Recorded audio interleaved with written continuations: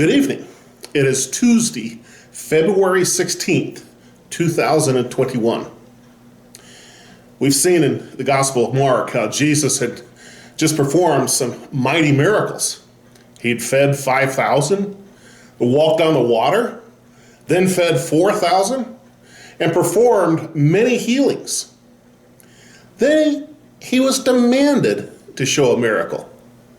Jesus not only refused, he used that refusal as a teaching moment for the disciples. In Mark chapter 8, verses 11 to 21, and I'm reading from the New Living Translation, second edition, it says, "When the Pharisees heard that Jesus had arrived, they came and started to argue with him. Testing him, they demanded that he show them a miraculous sign to prove his authority. When he heard this, he sighed deeply in his spirit and said, 'Why do these people keep demanding a miraculous sign? I tell you the truth, I will not give this generation any such sign.' So he got back into the boat and left them, and he crossed to the other side of the lake. But the disciples had forgotten to bring any food.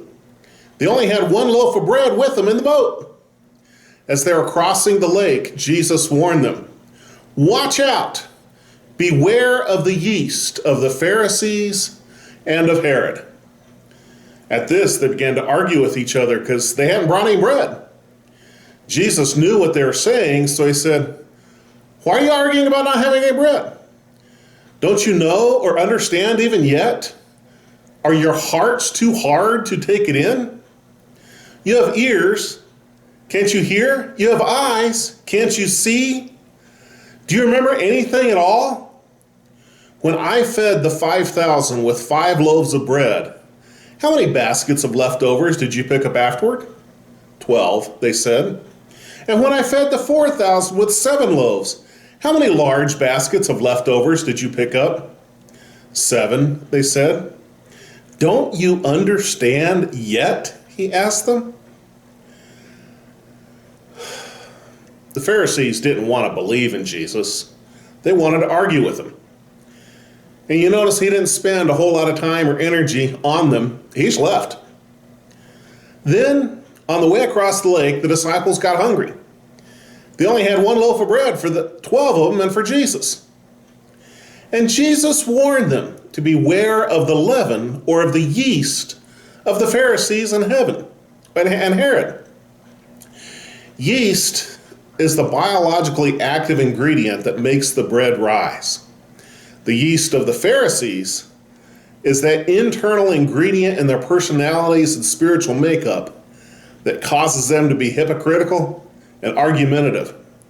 That inward bentness of theirs exudes into their character and produces words of hatred, bitterness, and division.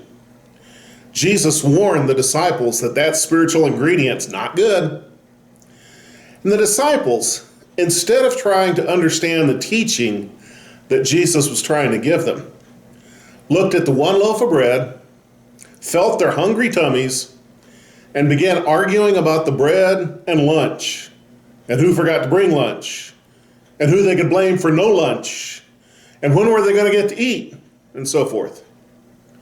Jesus then asked some pointed questions. Why are you arguing? Do you not yet understand? Are your hearts too hard to learn? Are your eyes too blinded to see? Are your ears too stoppered up to hear? Do you remember anything? Here he had miraculously fed them with bountiful amounts left over. And they could trust him to provide. Instead, they chose to fuss and argue. When we receive more emotional satisfaction from arguing than we do from giving and sharing, then we need to repent and come back to Jesus.